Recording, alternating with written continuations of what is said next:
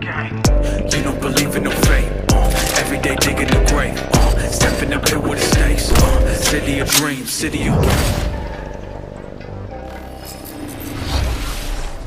Hello and welcome to episode 2 of Night City Wire. This is the show from us at CD Projekt Red, where we talk about all things Cyberpunk 2077. In today's episode, we're going to be deep diving into life paths and showing you a brand new gameplay video, as well as having a chat to Philip from our quest team. Then we're going behind the scenes and taking a look at how Refused are bringing the band Samurai to life.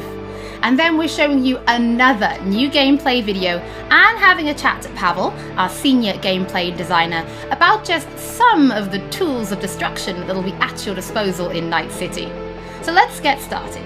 Street Kid, Nomad, or Corpo? Which will you pick first?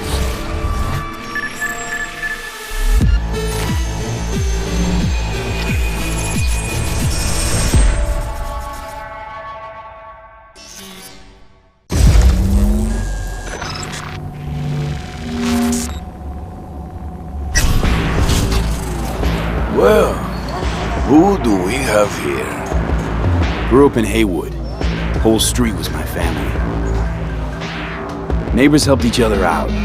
Thought nothing of it. I'm pleased to see you have not forgotten your roots. Born here, live here, die here. Childhood memories. Hopping buildings, running away from badges. Iron tasted blood from a split lip. Motherfucker! Got everybody fighting for a slice of the street. Get the fuck out of Vista. If you keep getting jumped, you find some stronger choopers. Do you want to spend the rest of your days blasting scabs? Or become a legend overnight? We have arrived. The Major. Ready to get your cherry bobbed? Yeah, come on!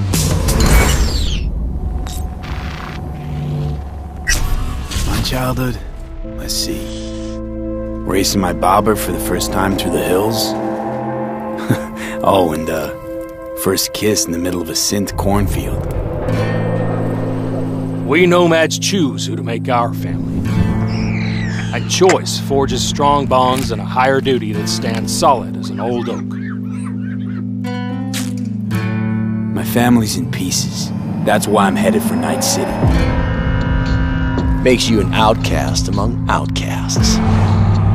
Miss this, you know? Camaraderie. I know. I saw it in your heart the first time we met.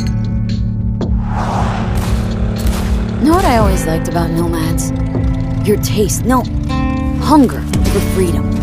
Not easy to come by in Night City. Corp's got their grubby claws and everything.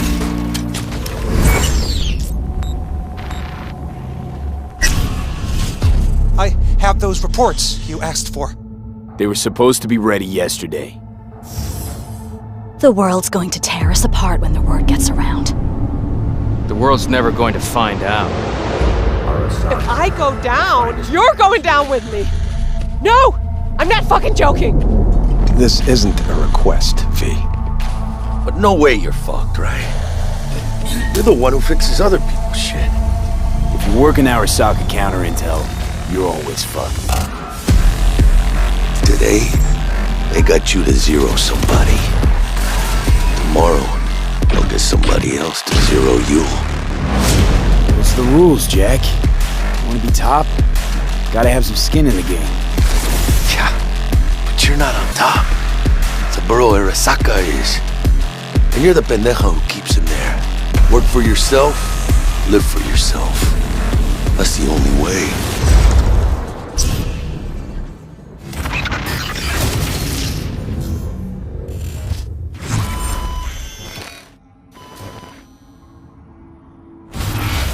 Philip, it is so good to see you again. It's actually been a while since I've had a chance to interview you about Cyberpunk. So I think for today, we'll start with a question that everybody wants to know. How does the path you pick affect your time in Night City? It actually affects your time quite a lot throughout the whole game, but let's start at the beginning, because basically our game has 3 different starts depending on your life path. As an example, if you choose the Street Kid life path, you have lived most of your time in Night City. you know the streets, you know the gangs, you know the slang, you kind of know what's going on in the, let's say, lower life aspects of the city, which can of course give you lots of good opportunities also later on in the game. But if you start as a nomad, you actually used to be part of a nomad clan and a nomad family, because nomads that roam the deserts around Night City, that we call the Badlands, actually value their family above anything. But for one reason or another, you actually left that family behind, and now the beginning of the game for you will actually be how to get into Night City and how to make a new life there. Then you can also choose to actually be a corpo and choose the corporate life path. And that basically means that you're not at home in the streets of Night City or in the deserts of the Badlands, but actually inside the boardroom, because you rose the corporate ladder of the Arasaka Corporation, which basically gives you the ability to sometimes, read between the lines, read people when they're trying to do business, which of course can give you many nice opportunities later on. So this isn't just about the start of the game. Can you maybe help people understand how this translates into the gameplay? Yeah. So the thing is, we make Cyberpunk a real RPG, and part of that is that you can play your character from the start to the end. And of course, we have these life paths affecting the beginning of the game, but we wanted to make it so you have your life path opportunities throughout the whole game until the game is over. And as an example, we do that by giving you additional options in dialogues. So I can give you one specific example. And this is a mission where you have to steal a flathead robot from the Maelstrom gang. Basically, those Maelstromers stole that flathead before from a corporate transport. And the owner of that corporate transport, Meredith Stout, wants you to do something else. And this is an optional objective. And even within that objective, we want to give you some options. So as an example, if you have a corporate life path, you basically know what Meredith Stout is really about. You can read between the lines and you can get some additional options that maybe actually later enable you to do a completely different thing with the Maelstrom gang. And if you're a nomad, you know exactly some more details about how these Maelstromers would have even been able to steal a robot like that from Meredith Stout, who's part of the very powerful Militech Corporation. As a street kid, we as an example don't give you a specific new dialogue option in that dialogue, because as a street kid, you do not have a lot of experience dealing with higher up people like Meredith Stout. But we want to give you additional options that fit your life path very well. So later when you actually talk to the Maelstrom gang, one member of the gang offers you some illegal substance, but as a street kid, you actually know what this is about. You can talk some shop with him, and that might actually make that character like you a little bit more. So Philip, I do have a couple of extra questions for you based on the video we just saw. And the first is about nomads. So the nomad life path, this starts in a place called the Badlands. Is this somewhere you get to visit even if you don't pick nomad to start with?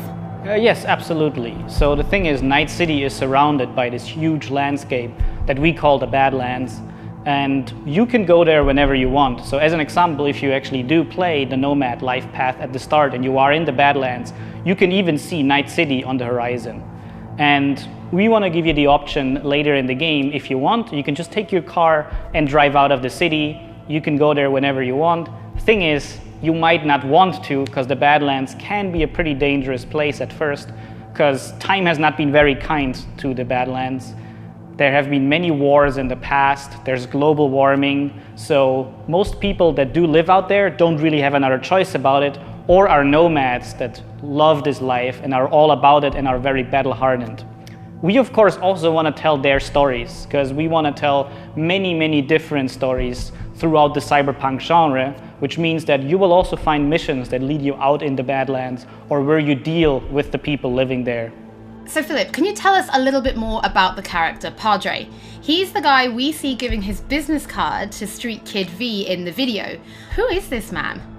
Yeah, so Padre is actually one of the fixers in Night City.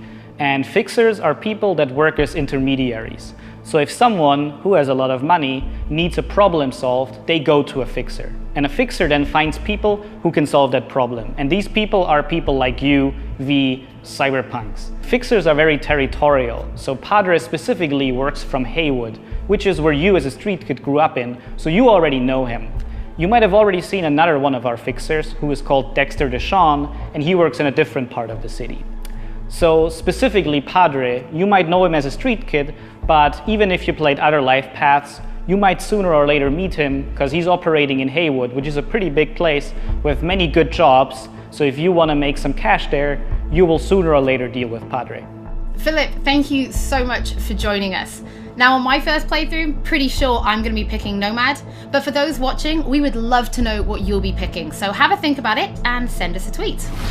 Don't forget that later in this episode, we're going to be showing you another new gameplay video and having a chat to Pavel, our senior gameplay designer, about just some of the tools of destruction that will be at your disposal in Night City.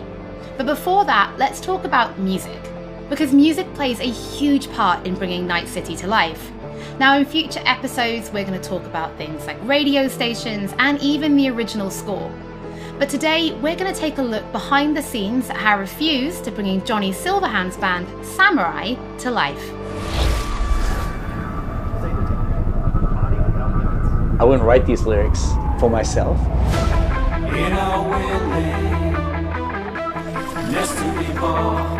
So it's kind of interesting to get into like the mindset of who is this character and what would they write about, or what's their agenda. It's interesting to try to like catch a language that's his and try to catch a language that's like a part of this game.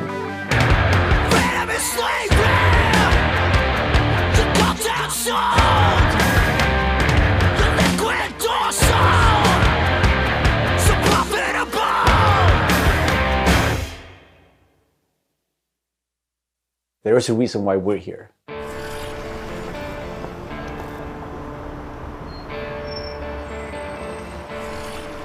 It was Piotr maybe who was a fan of the band. He knew Refused and he knew my voice and he said, oh, that's a perfect voice for Johnny.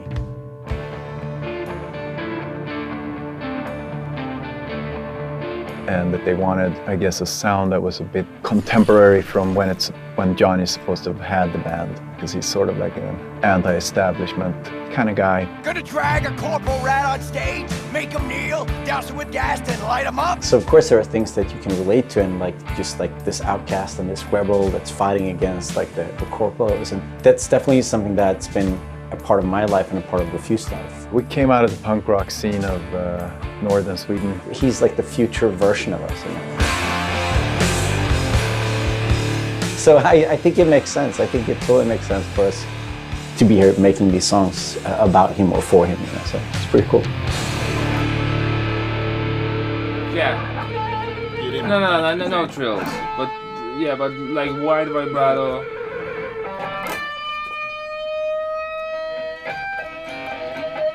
And then, I mean, just sort of build, I mean, yeah, slowly build sort of intensity.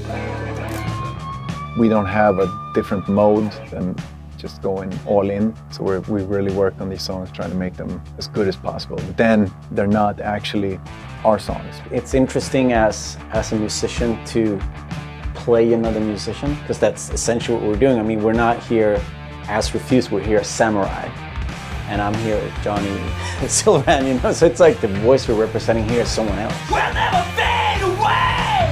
It's been a mind fuck.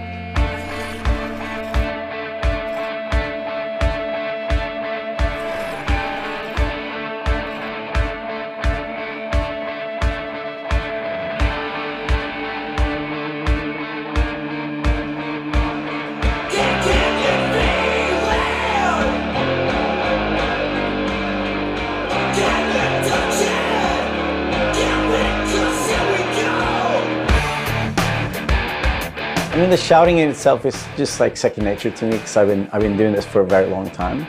But then when someone comes in and says, I'm happy with everything except for Azza Lim. Again, it's Azza. Azza.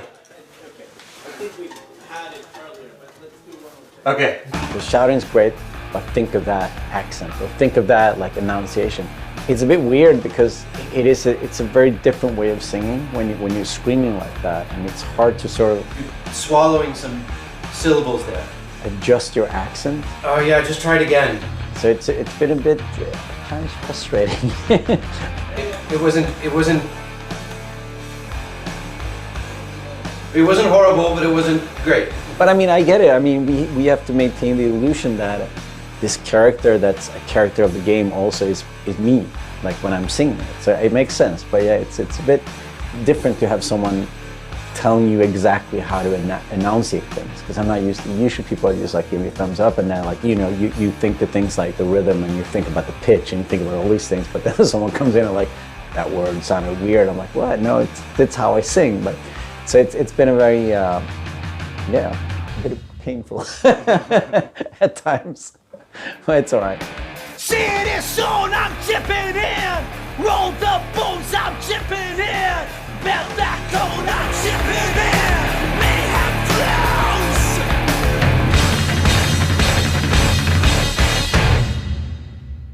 flows. It's a very interesting thing to be part of. As a person that's not a gamer, I don't think I fully understand the impact that this might have. If people like these songs and if people are excited, then that's going to be great. I mean, we are spending a lot of times trying to get this right, trying to get it to sound like, you know, like Samurai would sound, you know. So it's quite interesting. It's a very different way of making music, actually.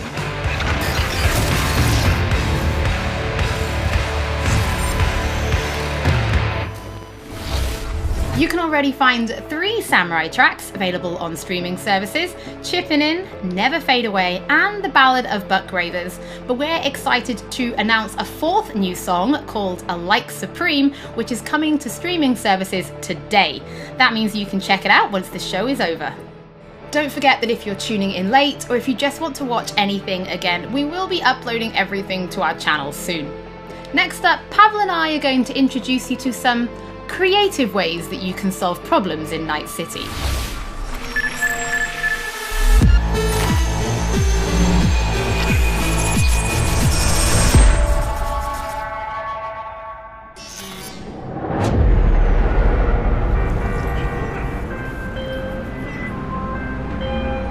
AV, I have a job for you. A client of mine is making an arms deal. He needs protection. It could get hot, very hot. The gun dealers are Maelstrom. Alas, nothing ever transpires as planned with them. You better gear up for this.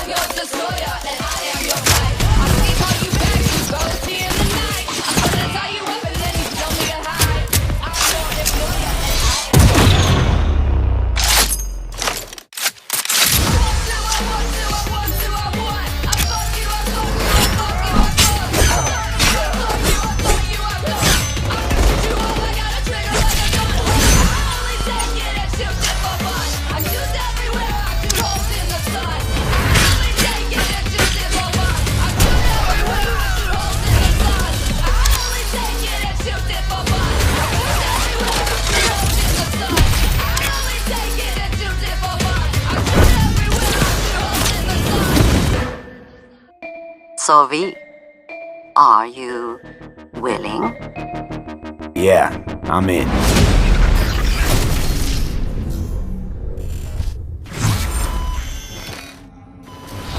Pavel, thank you so much for joining me. Now, there was an awful lot in that video, right? Because it's more than just guns. Absolutely. We have melee weapons, we have ranged weapons, we have cyberware, we have offensive cyberware, defensive cyberware, armor. We could talk for hours and hours about this stuff. I think just for today's episode, we should keep it simple and let's just talk about guns. Can you tell us the different types of guns that will be in the game? So we have 3 distinct types of guns in our game. We have power weapons, we have tech weapons, and we have smart weapons. Now, power weapons are the most similar to contemporary weapons. One thing they can do, which normal weapons cannot, is ricochet bullets off of surfaces. So you can hit somebody hiding behind cover or hiding behind a wall. Now, tech weapons, on the other hand, use electromagnetic power to propel a fully metal projectile to extreme velocities. What that allows them to do is to punch through cover or punch through walls to hit somebody who's not even aware that you're there. Smart weapons use guided missile technology to actually track targets in real time. So you can hit somebody who's dodging, running away from you, or you can hit somebody who's hiding behind cover. So Pavel, Cyberpunk doesn't just contain FPS elements, right? It's also a fully fledged RPG. So can you tell us how you guys approached introducing those RPG elements into gunplay? So I can tell you one thing, Holly, it wasn't easy to merge those two elements together. Now, we've spent a considerable amount of time merging the RPG and FPP side of our game. What the player will experience is that V changes from a small-time mercenary to a legend in the world of Night City. V becomes more and more proficient in using weapons as the game progresses. So they will see that reload times become shorter, the accuracy of your weapons grows, you will have faster aiming time, you will move faster with your weapons. Everything becomes more in your control, and that gives you more opportunities to defeat the biggest encounters that we've designed for you. So I have prepared a few extra questions for you, Pavel, if you're feeling up to it. Of course. Okay, well the first is going to be, how do you find more weapons in Night City? Like, where will players be looking for them? So I expect the players to look everywhere for new and exciting weapons. You can, of course, buy weapons at vendor shops, and they will house an entire catalog of weaponry that you can get. However, the best weapons that you can find will be taken from enemies or loot caches that we have everywhere in Night City. The weapons rarities range from common through uncommon up to rare and then legendary. And as they go in rarity, they actually climb in power. However, legendary weapons are very specific in such a way that they possess unique abilities that you will find on no other weapons in the game. The players will actually need to make some tough choices to find some legendary weapons, because maybe they need to choose whether to kill a person who holds the legendary weapons that they want, or to spare them because they like them as a character. So next question, let's talk about weapon modifications. What mods can people give to their weapons in Night City?